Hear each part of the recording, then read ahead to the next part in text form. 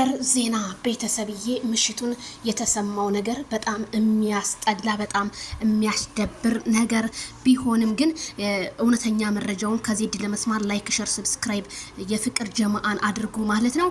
ማይክል ጃክሰን የመኪና አደጋ ተደረሰበት ተብሎ ብላችሁ ፎቶ የላካችሁልኝ ይሄ ውሸት ነው። እኔ አሁን አቤላ ጋር ደውዬ ሰላም ነው ምንም የተፈጠረ ነገር የለም ነው ያለኝ። እናንተ ውሸታሞች እናንተ እውነት የሩታ አድናቂዎች እንዳለ አስመሳይ ከሃዲ ሌባ ወሮ በላ እንዳለ መቼም ቢሆን እናንተ አታርጉም።